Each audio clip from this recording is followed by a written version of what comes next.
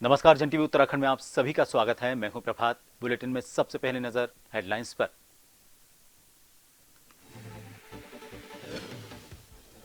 CM Dhami की अध्यक्षता में कैबिनेट की बैठक। मंत्री गणेश जोशी, रेखा आर्य, धन सिंह रावत रहे मौजूद।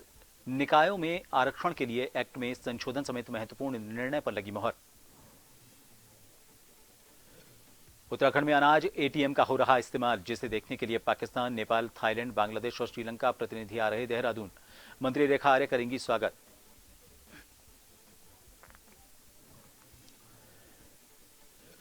उत्तराखंड में उपचुनावों को लेकर सभी पार्टियां सक्रिय। सपा ने कांग्रेस को दिया समर्थन, राष्ट्रीय सचिव ने की घोषणा।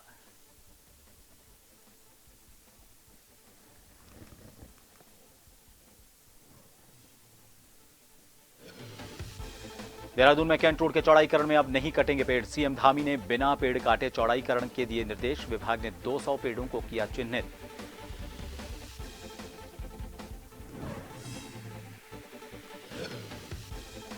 और उत्तराखंड में अगले हफ्ते दस्तक देगा मानसून। 24 से 30 जून तक भारी बारिश का येलो अलर्ट। यात्रा पर आने वाले श्रद्धालुओं को सतर्क रहने की सलाह।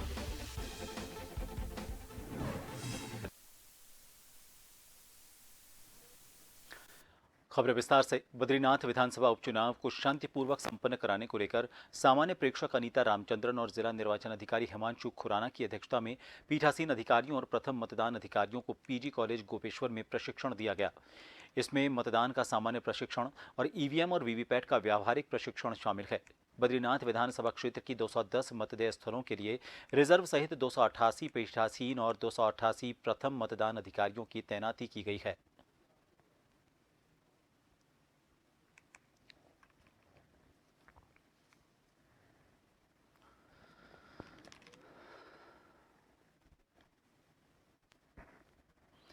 मंगलौर उपचुनाव अब तेजी पकड़ने लगा है। चुनाव प्रचार के चलते मंगलौर विधानसभा क्षेत्र से बसपा प्रत्याशी उबैदुर रहमान उर्फ मोंटी ने लिबरहेड़ी क्षेत्र के किसानों के साथ एक बैठक की।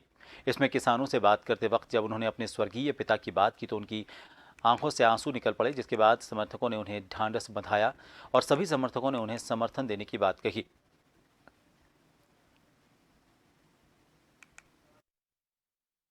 अभी तो शुरू हुआ है। अब आगे आज से बड़े जिम्मेदार लोगों को बुलाया गया था यहाँ। सभी गांव के लोग मौजूद थे। आप देखिए, जिम्मेदारी इन लोगों को दी जाएगी। इलेक्शन शुरू हो गया और भगवान ने चाहा, वो सब ऊपर वाले ने चाहा तो बढ़िया ही इलेक्शन लड़ेगा। देखिए, मैं आपसे बताता चलूं कि पिछले 5 चुनाव में ये सीट बहुजन समाज पार्टी ने 4 बार जीती है और 5 में से अगर 4 बार जीती है तो आप समझ सकते हैं कि 90% 80% मैंडेट यहाँ पर सभी का बहुजन समाज पार्टी के साथ है और बहुजन समाज पार्टी बहुत मजबूती के साथ यहाँ पर पहले भी चुनाव लड़े। लोहाघाट के प्रसिद्ध पर्यटक स्थल एबट माउंट को जाने वाली सड़क दुर्घटना को दावत देती नजर आ रही है। सड़क के 30 मीटर के टुकड़े में 1 से 2 फीट के बड़े बड़े गड्ढे बन चुके हैं, लेकिन जानकारी के बावजूद पीडब्ल्यूडी लोहाघाट कोई संज्ञान नहीं ले रहा है। सलीम जावेद ने बताया कि लंबे समय से इस जगह की सड़क पूरी तरह से गड्ढे में तब्दील हो चुकी है। उन्होंने कहा कि कई बार पीडब्ल्यूडी लोहाघाट को जानकारी दी गई, लेकिन विभागीय अधिकारियों ने कोई संज्ञान नहीं लिया। सलीम जावेद ने पीडब्ल्यूडी से जल्द सड़क सुधारीकरण की मांग की है।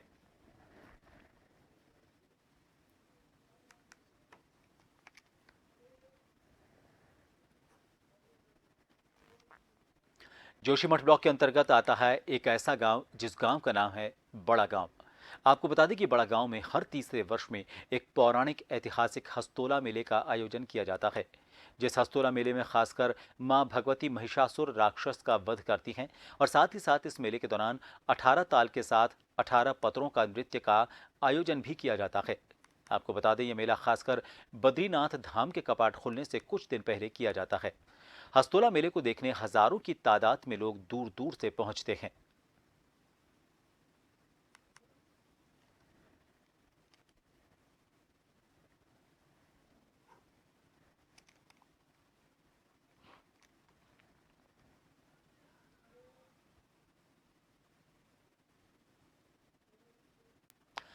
मंगलौर नारसन रोड पर मंडावली में लक्स कंपनी में वर्कर्स हड़ताल पर बैठे हैं। वर्कर महिलाओं का कहना है कि उन्हें 5.25 रुपए प्रति कार्टन पैकिंग के दिए जाते हैं।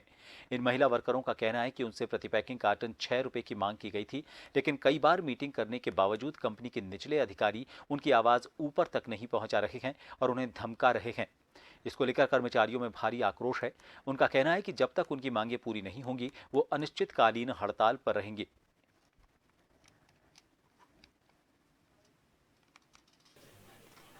जी, किस तरह की समस्या, कौन सी कंपनी है? ये लक्स कंपनी है और अब यहाँ पे हमारा पीस रेट नहीं बढ़ा रहे, कितना बहुत है? ज़्यादा।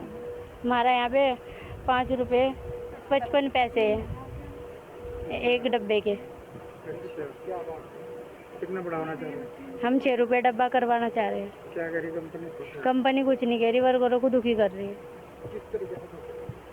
भाई जी 3-3 4-4 बार ऑफिस में बुला रहे, मीटिंग पे मीटिंग ले रहे, ना काम करने दे रहे, ना खाना खाने दे रहे। तो अब क्या किया तुमने आज? आज हमने धरना रखा, हमारा पीस रेट बढ़ाओ। लक्सर पुलिस ने अवैध तमंचे के साथ एक आरोपित को गिरफ्तार किया। आरोपित के कब्जे से 2 कारतूस भी बरामद हुए हैं। बदमाश क्षेत्र में किसी बड़ी घटना को अंजाम देने की फिराक में था। पुलिस ने चेकिंग के दौरान आरोपित को गिरफ्तार किया। आरोपित नितिन भोगपुर गांव का निवासी है।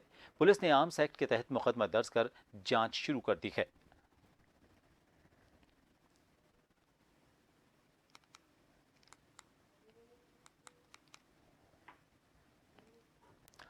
पहाड़ों की रानी मसूरी में मौसम ने अचानक करवट ली और मसूरी में बारिश होने से तापमान में भारी गिरावट दर्ज की गई और मौसम सुहाना हो गया।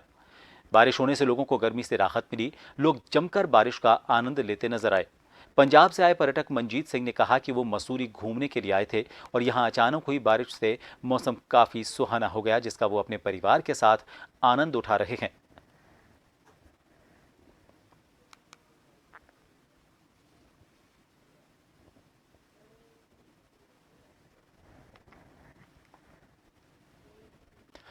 मसूरी देहरादून मार्ग पर गलोगी पावर हाउस के पास लगातार हो रहे भूस्खलन से लोगों को भारी परेशानी का सामना करना पड़ रहा है।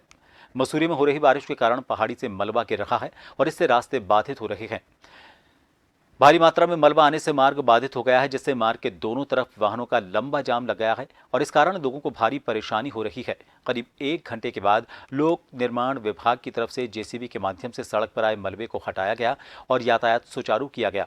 मसूरी कोतवाल अरविंद चौधरी की तरफ से पुलिस टीम के साथ मौके पर पहुंचे और सड़क पर आए मलबे को लोक निर्माण विभाग की तरफ से जेसीबी से हटाया गया और यातायात को सुचारू किया गया।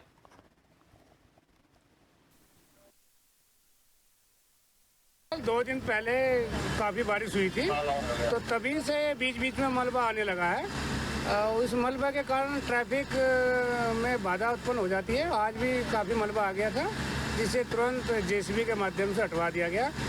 क्योंकि वीकेंड है तो काफ़ी टूरिस्ट आ रहे हैं, 4 धाम यात्रा भी चल रही है, तो ट्रैफिक जैसे लगा उसे फिर हल कराने में थोड़ा टाइम लग गया। अब नॉर्मल है। सर गाड़ी भी एक चपेट में आने से बच गई बाल में।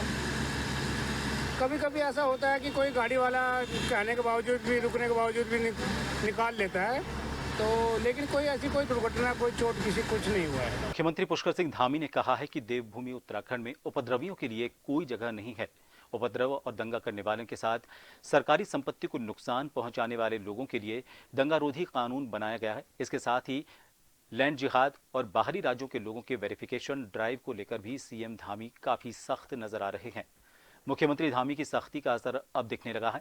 पुलिस प्रशासन पूरी तरह से इसको लेकर एक्टिव हो गया है। आपको बता दें कि सीएम धामी ने मुख्यमंत्री आवास में उच्च स्तरीय बैठक में अधिकारियों को निर्देश दिए थे कि कानून व्यवस्था का सख्ती से पालन करवाया जाए।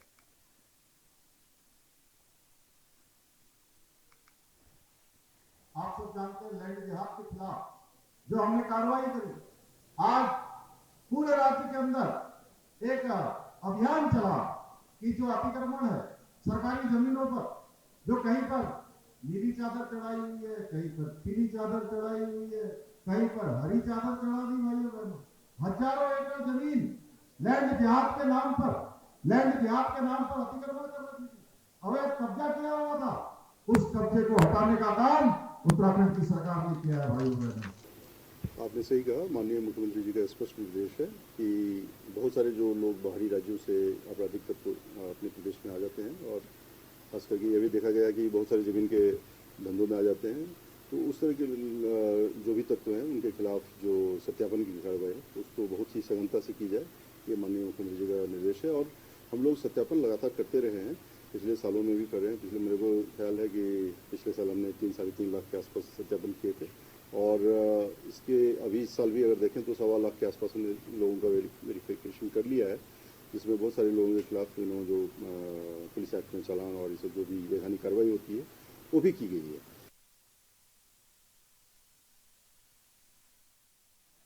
विधानसभा अध्यक्ष और कोटद्वार विधायक ऋतु खंडूरी भूषण ने पिछले वर्षा ऋतु के दौरान आपदा से ग्रसित जगहों पर पहुंचकर सुरक्षा और निर्माण कार्यों का निरीक्षण किया।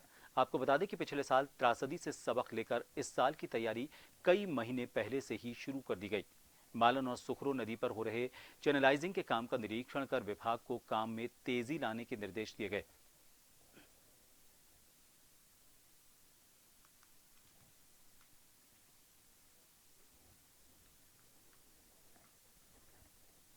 बद्रीनाथ विधानसभा उपचुनाव के लिए प्रत्याशियों को लेकर तस्वीर लगभग साफ हो चुकी है। उपचुनाव के लिए कुल 5 प्रत्याशियों ने नामांकन किया है। Returning officer R K. पांडेय ने बताया कि उपचुनाव के लिए नामांकन प्रक्रिया के लिए अंतिम दिन 4 प्रत्याशियों ने नामांकन प्रपत्र जमा किए हैं।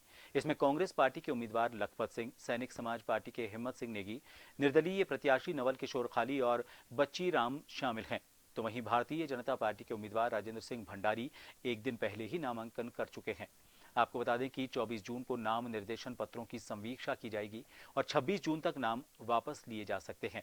उपचुनाव के लिए विधानसभा बद्रीनाथ सीट पर 10 जुलाई को मतदान और 13 जुलाई को मतगणना होनी है।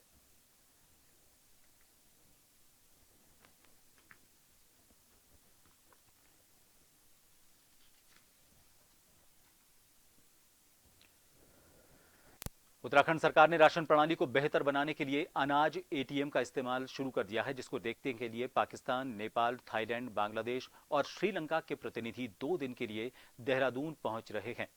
5 देशों का प्रतिनिधिमंडल 23 जून को देहरादून पहुंचेगा। यहां पर अनाज एटीएम को देखेगा कि किस तरह से मशीन काम करती है। खाद्य आपूर्ति मंत्री रेखा आर्य का कहना है कि बहुत सौभाग्य का विषय है कि वर्ल्ड फूड ऑर्गेनाइजेशन के प्रतिनिधि इसमें शामिल हैं। उत्तराखंड सरकार किस तरह से अनाज को वितरण राशन कार्ड धारकों के लिए कर रही है, इसका निरीक्षण किया जाएगा। उत्तराखंड में फूड ग्रेन एटीएम मशीन जो है 21 फूड ग्रेन एटीएम मशीन पूरे भारतवर्ष में उत्तराखंड में सबसे ज़्यादा लगे हैं और वो आज लगातार काम भी कर रहे हैं। फूड ग्रेन एटीएम मशीन में ठीक उसी प्रकार से इसका काम है जिस प्रकार से हम एटीएम मशीन के पास जाते हैं, अपना कार्ड डालते हैं और अपना पैसा निकालते हैं। ठीक इसी प्रकार से इसमें भी हम फूड ग्रेन एटीएम मशीन में हम केवल बायोमेट्रिक से अपना थंब दबाते हैं और उतना ही राशन जो है आपको सीधे सीधे किसी व्यक्ति मैनुअल वर्क करने के बजाय मशीन से आपको वो उतना राशन, चाहे वो गेहूँ हो चाहे वो चावल हो, आपको प्राप्त होता है। तो मैं समझती हूँ कि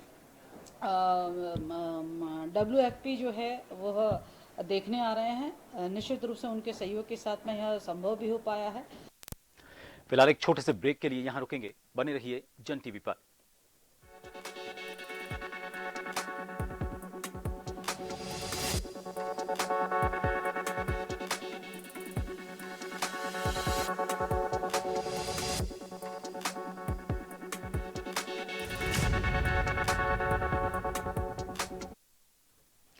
जन टीवी उत्तराखंड में एक बार फिर आप सभी का स्वागत है। समाजवादी पार्टी उत्तराखंड में होने जा रहे 2 सीटों के उपचुनाव में कांग्रेस पार्टी का पूर्ण समर्थन करेगी। पार्टी के राष्ट्रीय सचिव डॉक्टर सत्यनारायण सचान ने देहरादून के प्रेस क्लब में एक प्रेस वार्ता में इसकी घोषणा की। इस अवसर पर डॉक्टर सचान ने कहा कि केंद्रीय अध्यक्ष के निर्देश पर समाजवादी पार्टी उत्तराखंड में कांग्रेस को समर्थन करेगी। साथ में उन्होंने कहा कि पार्टी के पदाधिकारियों को निर्देश दिए गए हैं कि वो कांग्रेस के उम्मीदवार को जिताने के लिए काम करें।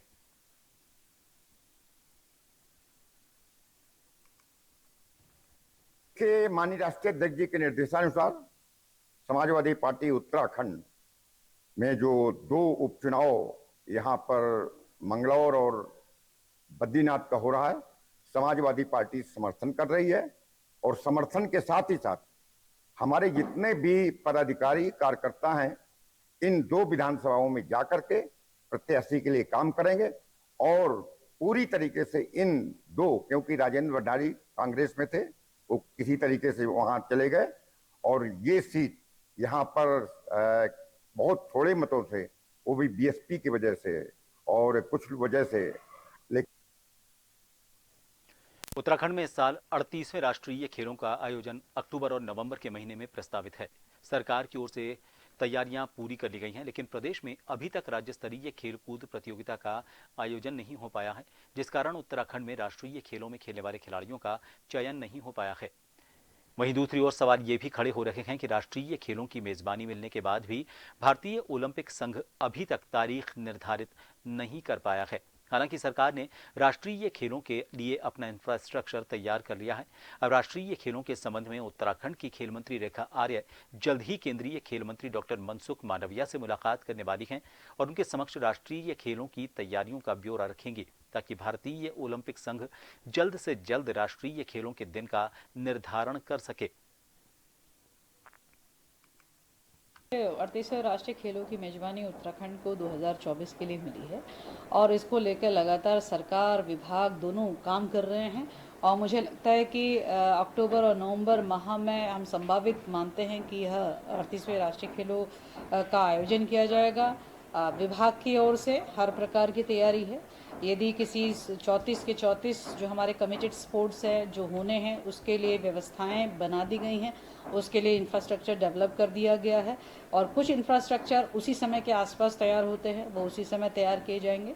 और मैं बहुत जल्द केंद्रीय खेल मंत्री जी से मैं मुलाकात करूंगी और निश्चित रूप से अपने यहाँ पे उत्तराखंड की इस तैयारी को लेकर उनके समक्ष यह विषय भी रखने का मेरा काम रहेगा।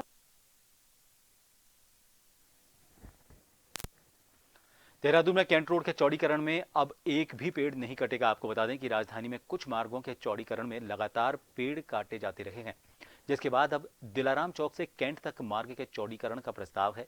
वहीं अब मुख्यमंत्री पुष्कर सिंह धामी ने पेड़ काटे जाने के मामले का संज्ञान लेते हुए अधिकारियों को निर्देश दिए हैं कि बिना पेड़ काटे मार्ग का चौड़ीकरण किया जाए। आपको बता दें कि लोक निर्माण विभाग और वन विभाग ने पहले चरण में दिलाराम चौक से विजय कॉलोनी तक 200 पेड़ चिन्हित किए हैं। भाजपा प्रदेश उपाध्यक्ष ज्योति प्रसाद गैरोला ने कहा कि बिना पेड़ कटान के सड़क कैसे चौड़ी हो, इस पर प्रदेश के मुख्यमंत्री पुष्कर सिंह धामी विचार कर रहे हैं।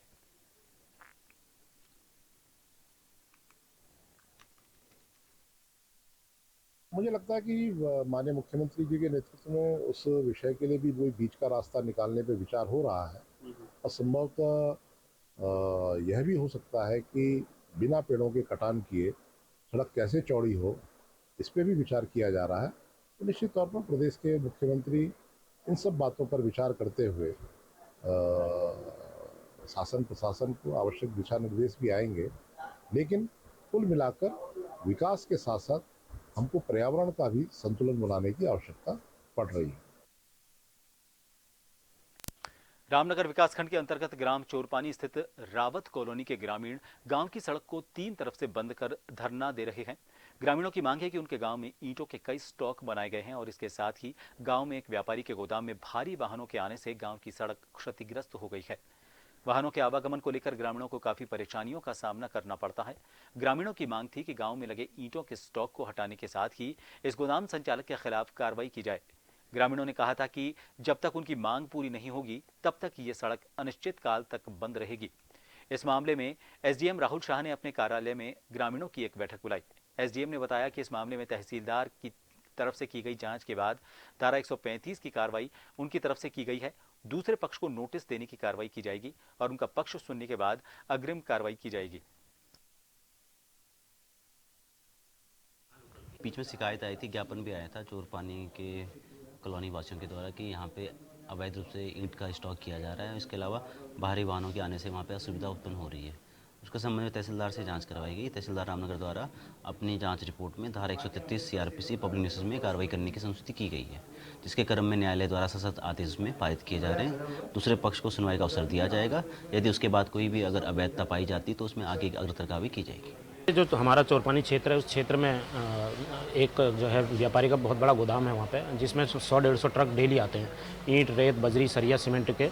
और जगह जगह पर कई सारे उन्होंने जो है वहाँ पे ये ईंटों के स्टॉक खोल दिए थे, जिसको लेकर ग्रामीणों में काफ़ी लंबे समय से रोष था, जिसको लेकर कल 21 तारीख को सुबह 9 बजे से 3 रास्तों पर धरना शुरू कर दिया था ग्रामीणों ने। और रात यहाँ पर तहसीलदार साहब भी आए थे, कोतवाल साहब भी आए थे, और सब लोगों ने कहा कि आज 11:30 बजे मीटिंग होगी हमारी यहाँ पे, जिसमें एसडीएम साहब, ARTO साहब और तहसीलदार साहब और कोतवाली पुलिस के लोग थे, और हम समस्त ग्रामीण वहाँ पे मौजूद थे। और उसमें तय किया गया कि प्रशासन ने तय किया गया है कि हम अभी फ़िलहाल तो वहाँ पे कोई भी गाड़ी जो है चोरपानी के अंदर एंटर नहीं करने देंगे, और जो भी गाड़ी अगर आएगी तो हम उसका चालान करेंगे, जिसको लेकर हमने अपना धरना लगभग 14 दिन के लिए स्थगित कर दिया है। यदि हमारी मांगों को नहीं माना गया, अगर हमारी वार्ता हुई, उस वार्ता पर सफल वार्ता नहीं हुई और आगे को प्रशासन ने हमारा सहयोग नहीं किया, तो हम 14 दिन के बाद फिर से धरना करेंगे। राजधानी के लोकप्रिय पर्यटक स्थल लच्छीवाला नेचर पार्क में पर्यटकों ने जमकर उत्पात मचाया। घटनाक्रम के मुताबिक बीते लच्छीवाला नेचर पार्क में स्थानीय पर्यटकों ने लच्छीवाला नेचर पार्क के प्रभारी अंकित सिंह और अन्य कर्मचारी पर गाड़ी चढ़ाने की कोशिश की और अभद्रता की। दोपहर बाद स्थानीय पर्यटक जब लच्छीवाला नेचर पार्क आए तो मुख्य गेट से ही बिना टिकट कटाए अंदर चले गए। अंदर जाकर शराब के नशे में चूर पर्यटक उत्पात मचाने लगे। इस दौरान मौके पर पहुंचे प्रभारी अंकित सिंह ने समझाने की कोशिश की तो उत्पाती पर्यटकों ने उनके ऊपर जीप चढ़ाने का दुस्साहस किया। किसी तरह से जान बचाकर वो निकले। प्रभारी इसी दौरान जीप ने 2 पहिया वाहन को क्षतिग्रस्त कर दिया और उत्पाती पर्यटकों ने वहां दुकानदार और अन्य पर्यटकों से भी बदसलूकी की।